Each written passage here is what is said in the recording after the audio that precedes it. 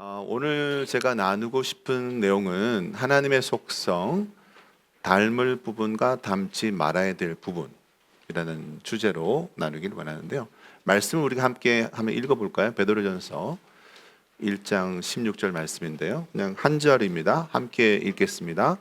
성경에 기록하기를 내가 거룩하니 너희도 거룩하여라 하였습니다. 아멘. 반갑습니다. 하나님의 속성은 중요하죠. 왜 중요하냐 하면은 성경에 말씀하기를 우리는 하나님의 형상을 닮아서 쫓아서 지어졌다. 그러니까 우리는 하나님을 아버지라고 부르잖아요. 그러니까 자녀가 아버지를 닮는 것은 당연한 것입니다. 그래서 우리는 닮기를 원하고 노력하잖아요. 그런데 하나님 아버지의 속성 중에서 닮을수록 좋은 부분이 있고 또 어떤 속성은 닮으면 안 된다라고 말씀하시는 속성이 있다는 거죠. 여러분 다 배우셨잖아요. 그래서 이 두 가지를 잘 구분해야지 우리가 은혜로운 그런 믿음의 삶을 누릴 수 있다라는 거죠. 하나님은 사랑이신 줄을 믿습니다. 하나님은 사랑이시고 사랑 자체고 사랑을 정말 넘치게 베푸시는 분이잖아요. 그래서 우리도 그걸 알기 때문에 사랑하려고 애를 쓰잖아요. 사랑하려고. 하나님은 용서하시지 못하시는 죄가 없으신 줄 믿습니다. 그러니까 우리도 용서하려고 그러잖아요. 용서하려고. 그리고 우리 하나님은 졸지도 주무시지 아니한다고 성실하신 분이다. 얼마나 좋은지 몰라요.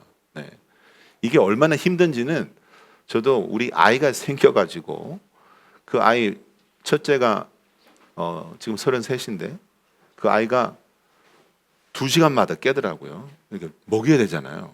와, 그래서 이 아빠가 된다는 거, 엄마가 된다는 거, 졸지도 주무시지 않냐고 계속 먹여야 돼. 그러니까. 근데 우리 하나님은 그거를 육아 때뿐만 아니고 지금 영원 전부터 영원 후까지 이거 하신다는 거 아니에요? 여러분 이게 믿어지세요, 진짜? 이게 그 믿음으로 우리는 하나님 믿는 거죠. 그래서 우리가 열심히 육아하는 거고, 꼭 자녀가 없다 할지라도 영적인 자녀들을 또 그렇게 먹이는 거죠. 성실하게. 제가 아는 많은 목사님들이 있는데 그 중에서도 유독 튀는 성실맨이 있습니다. 누굴까요? 최 목사님.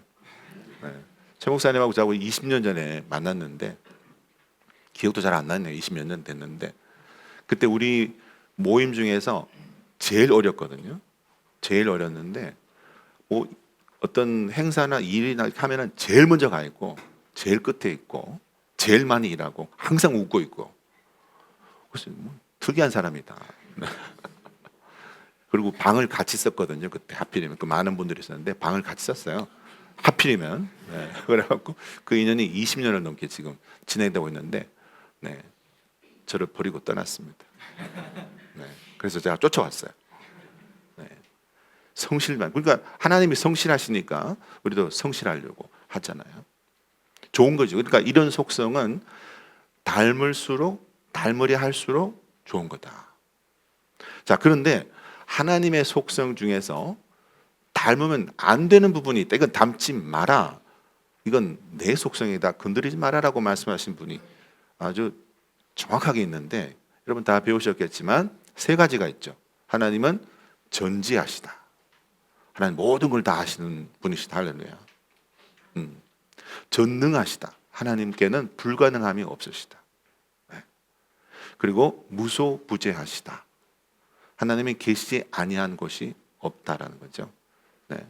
그래서 저는 이제 최 목사님 한국 떠나보내고 난 다음에 20년 동안 계속 연락했어요. 우리는 무슨 뭐 친한 연인 사이처럼 우리 사모님 죄송한데 계속 연락하고 기도하고 왜냐하면 여기 계신 하나님이 미국에 계신 하나님 같은 분이다.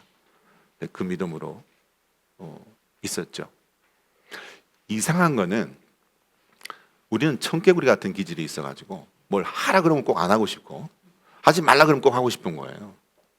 그래서 하나님 속성 중에서 자 이건 닮아야 돼. 그러면 이제 따라 해야 되는데 사랑도 안 하고 싶고 용서도 안 하고 싶고 귀찮으니까 그냥 대충 하고 싶고 그리고 닮지 말라고 한 부분은 이상하게 꼭 닮고 싶어. 나도 전지해지고 전능해지고 무소부재해지고 싶은. 그래서 사고를 일으키죠. 저는 여러분들 이렇게 뵈니까 너무 부러워요. 왜냐하면 저는 사이비 크리스찬이었어요. 그래가지고 저희 외할머니가 아주 신실한 교회 신방 권사님이었고 기도 이제 팀장이셨고 저더러 이제 계속 교회를 인도하셨잖아요. 근데 저는 교회를 뭐 말이 나가면 2달에 한 번, 한 달에 한 번, 한 달에 한 번 나가면 할머니가 우와 막 이렇게 하고. 네. 그런데 이제 아내를 만나서 이제 결혼해야 되는데 아내는 아주 독실한 완전 막 독실한 크리스천이었습니다. 조건이 하나 있다 그래서 조건이 뭐냐 그랬더니 매주 교회를 나가야 된대 매주. 그래서 저는 그거 쉽지 매주 가지 뭐 이렇게 해서 그래서 결혼했습니다. 네. 매주 가니까 되게 힘들더라고요. 포기해야 될 게 많고 말씀을 계속 들으니까 여러분 말씀은 능력이 있잖아요. 변하는 거예요. 너무 예수님 사랑하게 됐습니다. 빠졌습니다. 그래서 목사가 됐어요.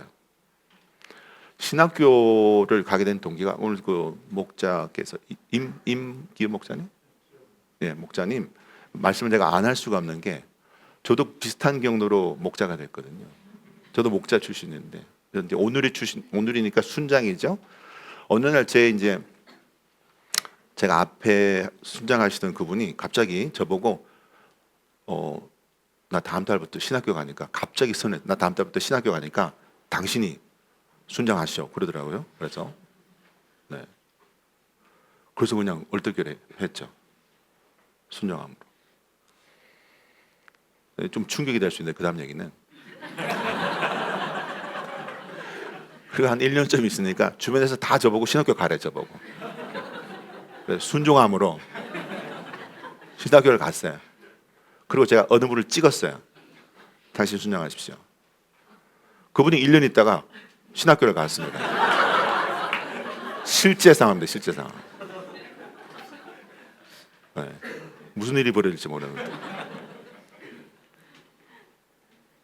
그래서 이제 제가 신학교 간다고 그러니까 저희 아내가 갑자기 놀란 거예요. 그래서 나 당신이 예수 사랑하라고 그랬지 이 정도까지 사랑하는 얘기는 아니었다. 네.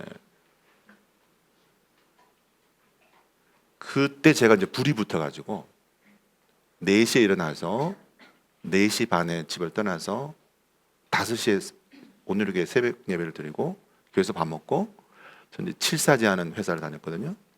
6시 50분에 이제 남대문 바로 옆에 그때 회사가 있었는데 6시 50분에 가면 회사 사람들이 저보고 보면 우와 성실하다. 그랬습니다. 그러니까 그렇게 하고 난 다음에 4시 퇴근해야 되는데 4시 퇴근 안 하죠. 왜냐하면 부장님이 7시에까지 있는 거예요. 누가 감히 갈 수 있나. 그러니까 저는 8시 가야 되잖아요. 7시 출근해서 8시 퇴근. 집에 가면 8시 반, 9시. 그러면 이제 그때 순 모임을 하는 거예요. 구역 모임을. 그렇게 이제 하니까 너무너무 정신이 없는데 너무 피곤한 거죠. 집에 오면 저는 어떤 소망이 있냐면 어떤 기대가 있냐면 제 아내가 전지하기를 원해요.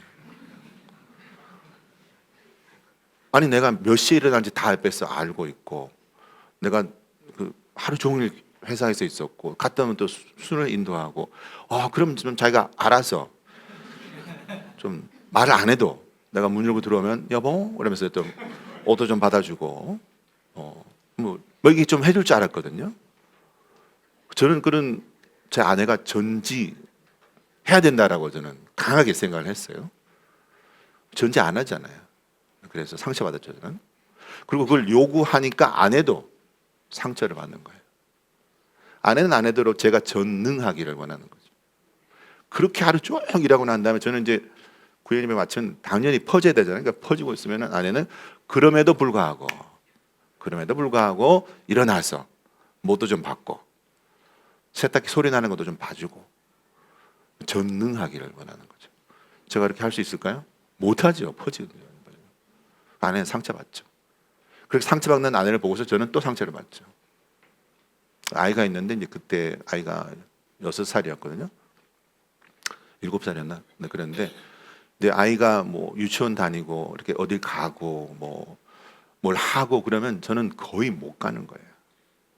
마음이 너무 아픈 거예요. 제 마음은 아버지로서 무소부재 해주고 싶은 거예요. 그래서 저를 너무 이렇게 스스로를 막 책망하고. 네. 여러분 혹시 아이를 기르면서 또는 영적인 자녀를 기르면서 또는 교회나 어떤 목장에 우리가 순종하려고 애를 쓰면서 정말 헌신한 하나님의 자녀가 되기 위해서 애를 쓰시다가 그걸 다 못해주는 것에 대해서 내가 참 다 알아주지도 못하고 이것도 못해주고 다 있어주지도 못하고 그렇게 하면서 그때 내가 조금만 그 아이를 내가 좀 해줬더라면 그때 얼마나 아이가 더 잘 됐을까. 또는 아이가 뭔가 잘못되면 내가 더 많이 못해줬어, 내가 더 많이 몰라줬어, 그때 내가 못 있어서 아이가 그렇게 된 건 아닐까라고 상처받는 분이 있다면 여러분 오늘 용서하시기 바랍니다. 본인을. 그게 하나님에 속한 거예요 사실은. 만약에 여러분들이 그걸 다 할 수 있었다, 다 알아줬다, 모든 것에 다 있어줬다, 그러면 아이가 잘못되지 않았을까요? 그게 그렇게 딱딱 이렇게 되는 걸까요? 인과관계로? 하나님의 영역에 있다. 전지, 전능, 무소부재는 하나님의 영역에 있다라는 것이죠. 이것을 구분할 때 우리에게 은혜가 임한다는 것이죠. 우리 주변에도 은혜가 임한다는 것이죠. 자, 그렇다면 우리는 하나님의 속성 중에서 닮아야 될 부분을 포커스해서 이제 닮고 싶죠. 그런데 하나님의 속성 중에서 우리가 닮아야 될 부분 가운데서도 우리가 조금씩 오해를 하는 부분이 있다는 것입니다.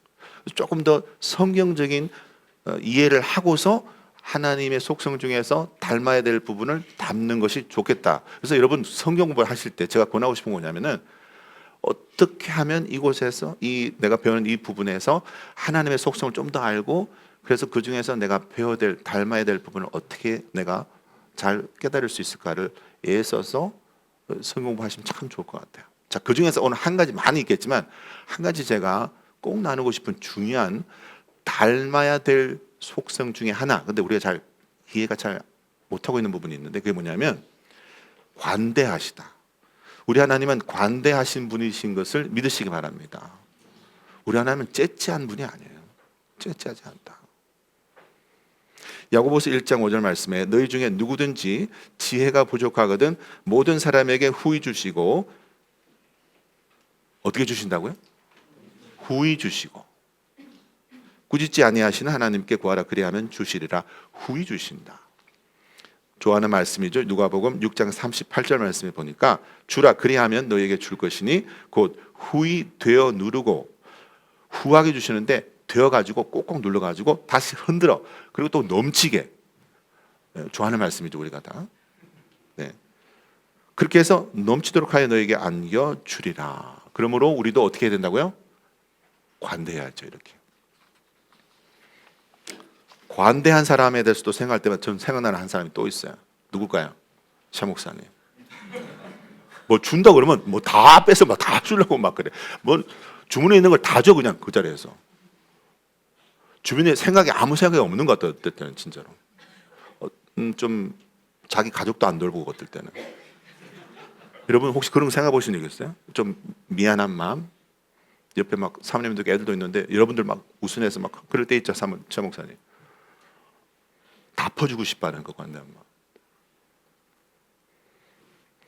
근데 한번 생각해 보시죠, 여러분. 자, 관대하다라는 것을 생각해 봤을 때, 자, 물질에 관대함 생각해 볼 수 있죠. 물질에 관대한 사람을 우리가 생각해 보면 다른 사람들보다 물질이 더 많아서 관대한가요, 그 사람이? 꼭 그런 거 아닌 것 같아요. 우리가 볼 때는 그렇게 물질이 풍요한 것 같지 않은데 근데 막 퍼져요. 막 퍼져요. 그런 사람이 있죠. 시간이 더 많은 사람이 시간을 관대하게 나눌까요? 꼭 그런 거 아닌 것 같아요. 어떤 사람이 관대할까요? 그러면 성경에서는 이렇게 말씀합니다. 마태복음 6장 20절 말씀에 예수님 말씀하시는데 오직 너희를 위하여 보물을 어디에 쌓아두라? 하늘에 쌓아두라. 어디에 쌓아두라? 하늘에 쌓아두라. 거기는 좀이나 동록이 해하지 못하며 도둑이 구멍을 뚫지도 못하고 도둑질도 못하느니라. 이 말씀을 해석할 때 우리의 재정의 창고는 하나님께 속한 거니까 하나님이 계속 채우셔. 그러니까 하나님께 맡기면 돼. 이렇게 해석할 수도 있지만 또 하나의 관점은 무슨 관점이냐면 이 땅의 유한한 이 땅의 관점이 아니고 영원한 하늘의 관점을 가지고 있는 사람은 관대하다, 풍성하다라는 뜻입니다. 예수 그리스도께서 십자가에 못 박혀 죽으실 때 어떻게 그렇게 관대할 수 있을까요? 아니 앞에 군중들이 다 손가락질하고 죽이라고 그러는데 예수님은 그분들을 향해 그 사람들을 향해서도 피 흘리시고 저들을 용서해 주옵소서 아버지요. 아무것도 모릅니다. 그리고 죽었어. 그들을 위해서 죽었어요. 너무나 관대하셔. 너무나 관대하셔. 이거 어떻게 가능한 거예요? 어떻게 가능해요? 예수님의 관점은 영혼의 관점입니다. 이 앞에 내 앞에 있는 이 죄인들이 이 유한한 이 땅에만 머무르는 것이 아니라 이 유한한 이 상황만 머무르는 것이 아니라 이걸 지나면 이들이 내 제자도 되고 일꾼도 되고 성교사도 되고 변하여 하나님의 사람이 될 것이다라는 그 영혼의 관점이 있는 거죠. 로마서 5장 8절 말씀에 우리가 아직 죄인 되었을 때에 그리스도께서 우리를 위하여 죽으심으로 하나님께서 우리에 대한 자기의 사랑을 확증하셨느니라.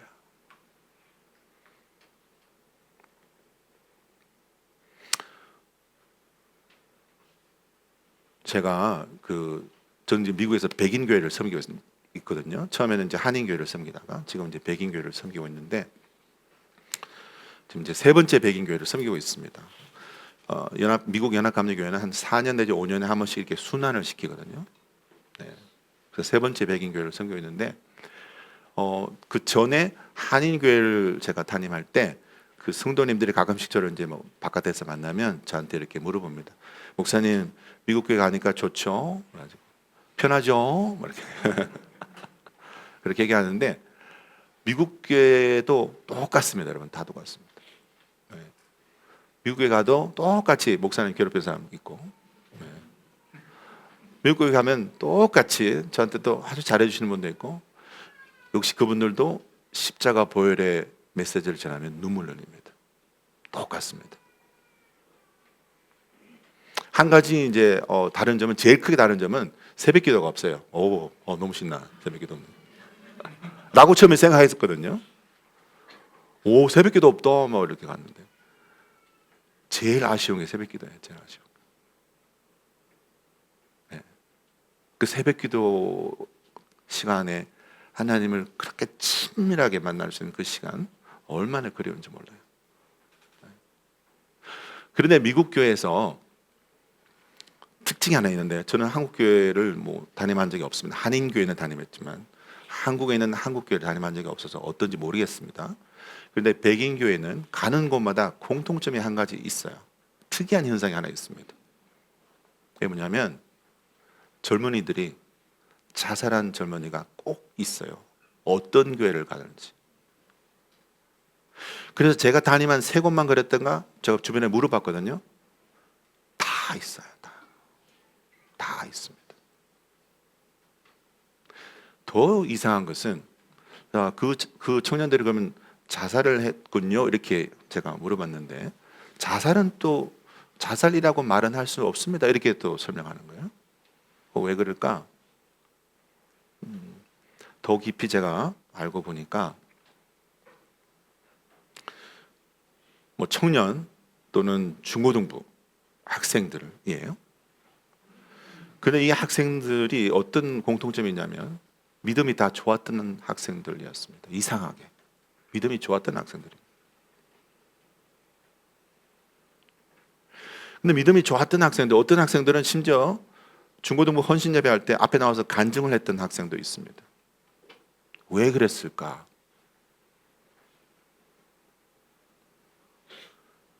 본인에게 관대하지 못했어요.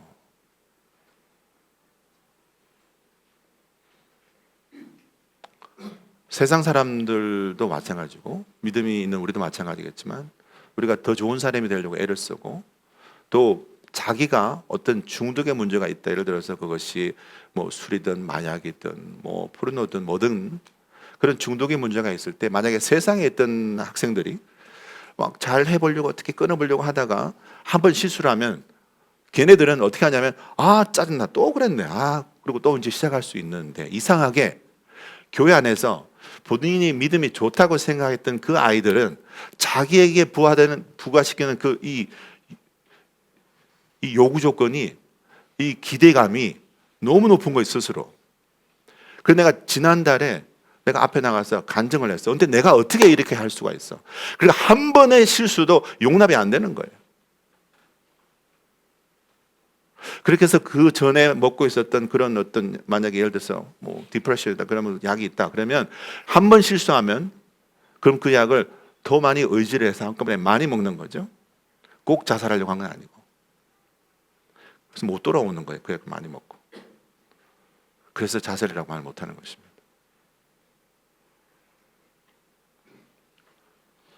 그래서 그런 얘기를 들으면서 제가 너무나 안타까운 거예요. 물론 우리가 그렇게 심각한 상황을 모든 곳에서 다 발견할 수 있는 건 아니지만 그러나 거기서 우리가 배울 수 있는 믿음의 교훈이 있을 것 같아요. 그게 뭐냐?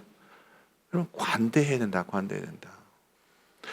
여기 지금 앉아 계시는 분들 제가 감히 바라볼 수 있는 건 뭐냐면 여러분들이 하나님 앞에 온전한 예배자로서 서려고 삶 속에서 예수 그리스도의 영광을 세상에 드러내기 위해서 빛이 되기 위해서 열심히 말 한마디라도 행동 하나라도 조심하시는 분이잖아요. 그죠?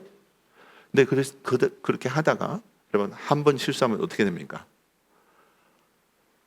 아마 제가 자세히는 몰라도 문 꼭 닫고 들어가서 아이고 참 나 같은 네가 그러니까 네 아이가 안 됐지. 네가 그러니까 남편이 그렇지. 네가 그러니까 네 학생이 그렇지. 그렇게 해보신 적이 한 번도 없는 분? 저는 그래 맨날 그래 목사로서 목사가 제대로 못해갖고 만약에 우리가 모든 것을 다 해낼 수 있다 노력을 해서 그러면 십자가 보혈의 공로는 필요가 없어집니다.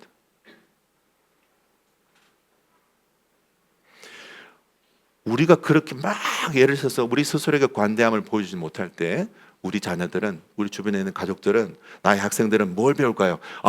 본인이 애써서 막 해내야 되는구나. 그 아이들도 우리를 쫓아서 자기에 대한 기도 수준을 막 올릴 수 있다는 것이죠.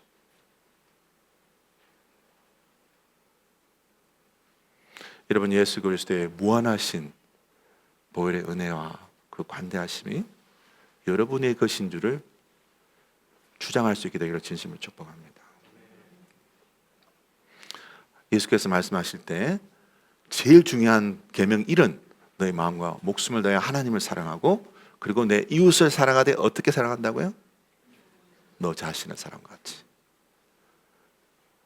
본인에게 관대할 수 없는 사람은 남한테 관대할 수 없어요. 예수 그리스도의 보혈의 은혜, 그 무한하신 관대하심이 이 세상에 흘러갈 때 우리 집 가족에게 흘러갈 때 어디를 통해서 흘러간다? 나를 통해서.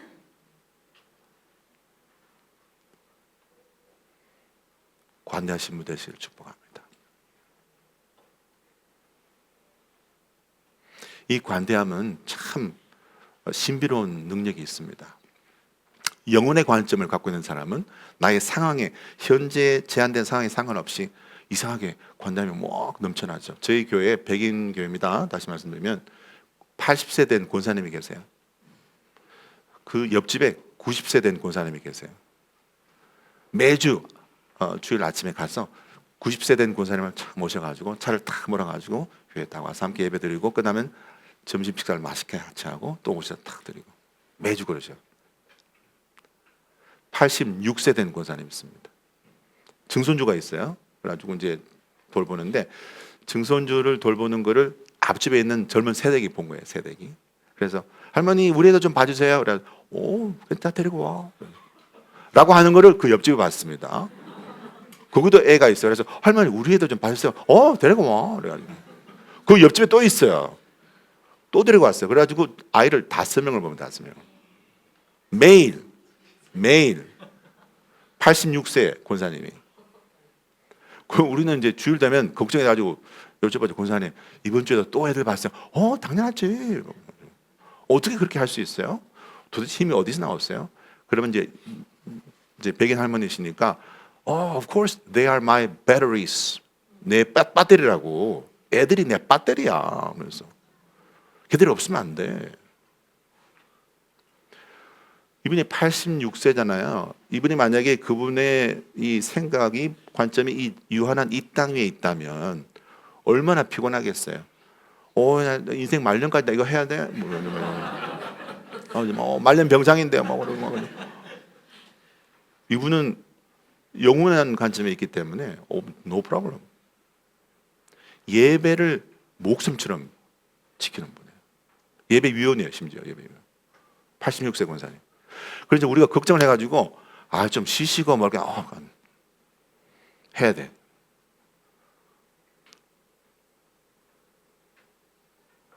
영혼의 관점이 있는 분은 관대해집니다. 30 초반에, 정확한 나이를 잘 모르겠는데 30 초반에 젊은 형제가 있는데 음향을 보시는 분이에요. 산악 자전거를 줘가지고 어느 날 산에 갔다가 넘어져가지고 발목이 부러졌어요. 최소 4주를 이제 쉬어야 되는 거죠. 교회를 못 나왔는데 2주 있다가 바로 나왔어요. 가지고 아니 괜찮냐고 뭐 그랬더니 예배가 드리고 싶어서 어떻게 할 수가 없었다. 나왔어요. 이래가지고 이렇게 앉아가지고 음향을 보고 있어요. 이래가지고 내 지금 상황이 이걸로 끝이다 그러면 관대할 수 없죠. 내 아이의 상황이 이걸로 끝이다 그러면 불안하죠. 그러나 우리 관점이 영혼에 있는 사람은 관대하고 구해진다. 그리고 여러분이 그 관대함을 영혼의 관점으로 보고서 여러분의 지금 물질에 있고 없고 시간에 있고 없고 재능이 많고 적음을 떠나서 그 관점의 영원함으로 관대함을 세상에 있는 사람과 나눌 수 있다면 그분이 그것을 통해서 하나님을 발견하고 교회로 옵니다. 저는 예수님을 언제 만났냐면 희한하게 만났어요. 제가 생각할 때는 성경 공부하는 도중에 만났습니다. 오늘에서 1대1을 제가 배웠는데 저 1대1 지도하시는 분이 장로님이셨어요. 30대 후반 엄청나게 빠르게 장로님이셨는데 저는 30 초반. 그래서 이분하고 이제 1대1 하면 저는 뭐 처음에 1대1 하면 말씀에 관심이 별로 없잖아요. 그러니까 1대1 할 때 저는 주로 뭐 하냐면 불평하는 거예요. 장로님 오늘은 우리 교회 부장님 이거 시켰어요, 저거 시켰어요. 저녁에 집에 가면서 이만한 거 던져주고 내일 아침까지 보고서 내라고 그랬어요. 그래서 막 이렇게 막 고자질하고 막 그렇게 하는 거예요. 1대1 제자명할 때. 근데 이분이 어떤 관대함이 있냐면 후하냐면 아무 반응이 없음이 아주 후하셔요. 무반응이 후하신 분이에요. 그래서 저는 막 이렇게 막 버플버플 날아다니고 한참을 이렇게 하면 이분은 가만히 듣고 있다가 네 집사님 기도합시다. 처음에는 이분이 저를 약간 놀리든지 아니면 이분의 공감 능력이 아주 떨어진다든지 뭐 그런 분으로 생각했는데 그 다음 주에 제가 이제 아내에 대한 불평을 또 했죠. 아내가 말도 안 들어주고 집에 오면 양보도 안 걸어주고 불평을 말도 안 되는 불평을 막 하면 가만히 듣고 있다가 표정도 변화도 없고 가만히 듣고 있다가 내 집사님 기도합시다 그러는 거예요. 매번 제가 불평할 때도 그러는 거예요. 매번.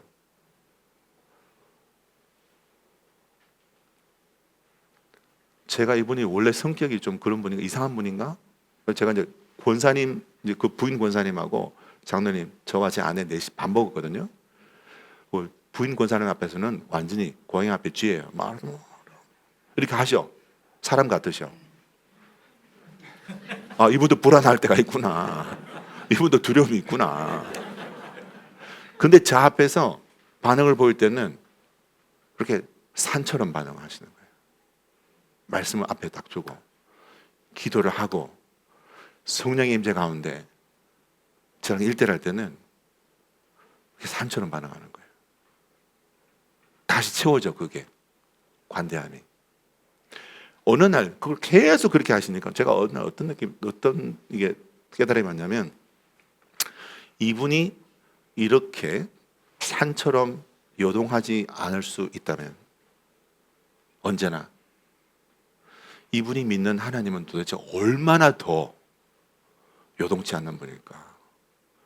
그게 확 오는 거예요. 그게 확. 그 전에는 이 성경 공부를 하는데 그냥 여러분 말씀 읽으면은 뭐 잠아 막 우리. 그게 갑자기 확 오니까 이상하게 눈물이 나는 거예요. 에베레스트 산을 이렇게 진짜로 보면 눈물이 날 것 같아요. 그분이 그랬어요. 도대체 이분이 믿는 하나님 도대체 얼마나 요동치 않는 분일까? 제가 지금 여기 서 있는데 만약에 그렇다면 내 삶은 정말로 요동치 않을 수 있겠구나. 나의 인생이 얼마나 요동을 쳤고 얼마나 불안했고 얼마나 힘든 게 많았고 얼마나 괴로운 게 많았는데 그런데 이 하나님은 나를 요동치 않는 산처럼 붙들 수 있는 분이구나. 그때 예수를 만났습니다. 여러분들이 각자가 가지고 계시는 그것이 은사이든 물질이든 시간이든 헌신이든 순종이든 그 관대함과 후함으로 주변에 있는 분들에게 나눌 때, 꼭 필요하면 나눌 때 그분들이 여러분들의 관대함 통해서 하나님을 만날 것이다. 할렐루야. 자, 그렇다면 목사님 그러면은 뭐 계속 하나님의 속성 중에서 우리가 닮을 부분을 포커스하면 되는 거네요. 하나님의 속성 중에서 건드리면 안 되는 부분은 그냥 신경 안 써도 되는 거네요 라고 생각할 수 있겠지만 사실은 하나님만의 속성 이 세 가지를 정말 하나님만의 것으로 우리가 믿을 때 엄청난 축복이 있습니다. 제가 아까 말씀드렸던 전지전능 무수보좌 말씀드렸는데 여러분 정말 이걸 믿으시죠? 진짜 믿으시죠? 무수보좌하신 하나님은 지금 여기 자 뭐 200~300분이 앉아 계신다.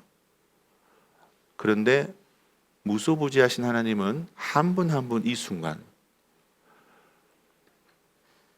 빔라이트를 그 한 분 한 분에게 지금 쪼이면서 한 분 한 분의 삶 가운데 그 마음 가운데 그 고난 가운데 그 고뇌 가운데 다 계시고 있는 분이다 지금. 그리고 동시에 모든 상황을 다 이해해 주세요. 각자 따라들의 마음. 그리고 그 각자의 삶의 모든 문제와 기도 제목을 응답하실 수 있는 능력의 하나님입니다. 믿으십니까? 예배 가운데 기도 가운데 나올 때 하나님이 주변 사람들 많이 계시지만 나 한 사람을 집중해서 바라볼 수 있는 그렇게 바라보는 분이다. 그러므로 내가 이 하나님 앞에 나를 편애하시고 집중해서 볼 수 있는 이 하나님 앞에 내가 감출 것이 내가 이것까지 하나님 내가 올려드릴 수 있나? 라는 그것까지 올려드릴 수 있는 분이에요. 왜? 나를 집중해서 보시는 분이니까. 그것을 믿는 사람은 전지전능 무소부지한 하나님이 진짜 그런 분이라는 것을 믿는 사람은 그분이 나를 집중해서 보시는 것을 믿는 분이라면 예배가 달라지고 기도가 달라지는 거예요. 나만 바라보시네? 진짜 나만 바라보시네? 진짜 나만 바라보시네. 진짜네.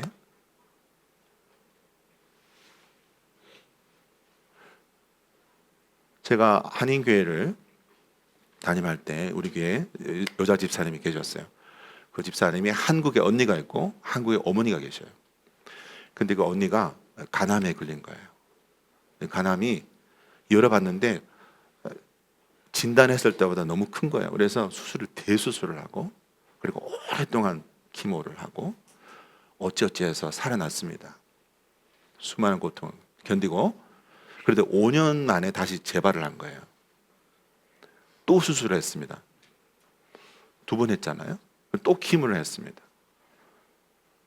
또 버티고 살아났습니다. 또 재발을 한 거예요. 3번째 수술을 했습니다. 온 가족의 마음이 다 찢어지잖아요. 그런데 그 즈음에 어머니가 치매가 시작되셨어요. 초기 치매가.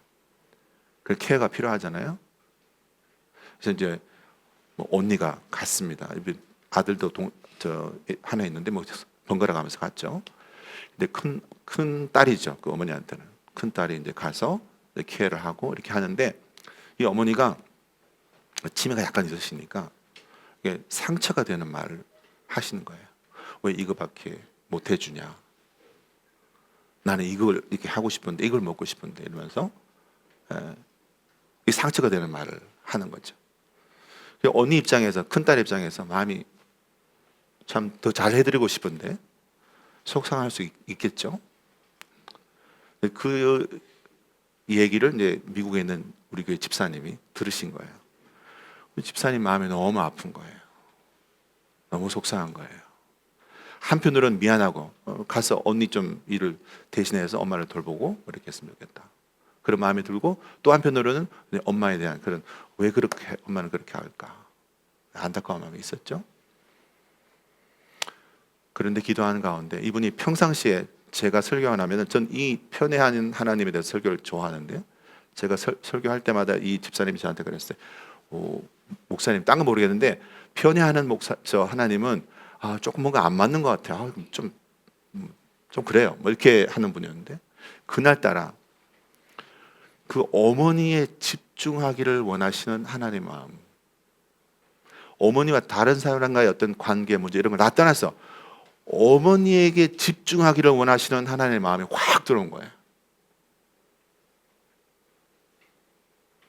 그 마음을 가지고 나서 생각을 해보니까 엄마가 20대 때 혼자 돼서 남편 사별하고 아이 셋을 혼자서 길렀는데, 시장 통해서 한 요 정도 되는 공간에 국수집을 하면서 아이 셋을 길렀어요. 혼자서 사별하고 수많은 비난과 멸시와, 얼마나 무서웠겠어요. 얼마나 부족했겠습니까? 이해가 된 거예요. 엄마의 마음이. 전화를 해서, 엄마 생각해보니까 참 힘들었지, 우리 기르면서. 얼마나 고생했어. 그렇게 그 마음으로 엄마 통화하니까 엄마가 밤새도록 본인이 그동안에 쌓아둔 모든 걸 썩 다 둘째 딸이랑 얘기하고 엄마가 편안해졌어요. 엄마의 마음이 바뀌고 엄마의 행동과 말이 바뀌었습니다. 언제? 하나님이 그분에게 집중하여 보시고 있다는 그것을 믿고 그걸 받아들일 때. 그리고 더 놀라운 것은, 그렇게 하고 난 다음에 하나님이 엄마를 이렇게 집중해서 볼 수 있다면 하나님은 나도 집중해서 볼 수 있겠구나, 지금 집중해서 보시고 계시겠구나 라는 믿음이 생긴 거예요. 그래서 기도를 하는데 막 본인이 갖고 있던 모든 걸 다 올려드리면서 기도가 되는 거예요. 하나님 날 집중해서 보시니까. 할렐루야. 그리고 마지막에는 나를 이렇게 집중해서 보시는 하나님은 과연 지금 어떤 생각을 갖고 계실까? 하나님의 마음이 궁금한 거예요. 그래서 하나님의 계획이 어떻게 어디에서 벌어지고 있는지 하나님의 마음과 하나님의 계획이 집중되어서 보기 시작했습니다. 여러분, 그래서 그 찬양이 있잖아요. 하나님 마음이 있는 곳에 나도 있게 하지 없어서. 아마 그분도 그 마음으로 노래를 지은 게 아닌가 생각이 되네요. 제가 아는 최 목사님을 통해서 전해들은 나들목 꿈꾸는 교회 영성이 그거 같아요. 끊임없이 하나님이 지금 이 순간에 어디에 계시는가, 하나님의 마음은 무엇일까, 하나님의 계획은 무엇일까, 하나님은 나를 어떻게 쓰기를 원하시는가 집중하고 있는 이 나들목 꿈꾸는 교회인 줄 믿습니다. 그래서 살아있잖아요. 자, 그러면 어떻게 하면 우리가 하나님의 속성 중에서 닮아야 될 부분을 계속 담고 하나님의 속성 중에서 닮지 말아야 될 부분을 하나님께 올려드리면서 집중할 수 있을까? 내게 집중한 하나님 믿을 수 있을까? 그것이 바로 베드로전서 1장 16절 말씀이에요. 내가 거룩하니 너희도 거룩하여라. 여러분 이미 아시겠지만 거룩이라는 단어는 히브리 말로 카도시라는 뜻인데 오해가 있습니다. 이것은 세상에서 구분되어지는 것만이 아니고, 다 구분되어지는 것을 자꾸만 생각하시는데, 구분되어지는 것으로 끝나는 것이 아니고 하나님과 하나 되어져서 온전해지는 것이다. 거룩은 온전해지는 것이다. 하나님은 누구도 더할 필요가 없이 원래 온전한 분인 것을 믿으시기 바랍니다. 인간은 언제 온전해질까요? 온전하신 하나님과 동행할 때. 우리는 우리의 애씀으로 온전해지는 것이 아닙니다. 온전하신 하나님과 동행할 때. 그래서 여러분 예배로 동행하고 말씀 공부로 동행하고 그리고 가족 모임으로 동행하고 동행하는 거잖아요. 찬양으로 동행하고 이 동행의 여정이 계속되어지고 끊임없이 집중하신 하나님을 체험하고 하나님의 계획에 집중하시는 여러분 되시길 축복합니다. 기도하겠습니다.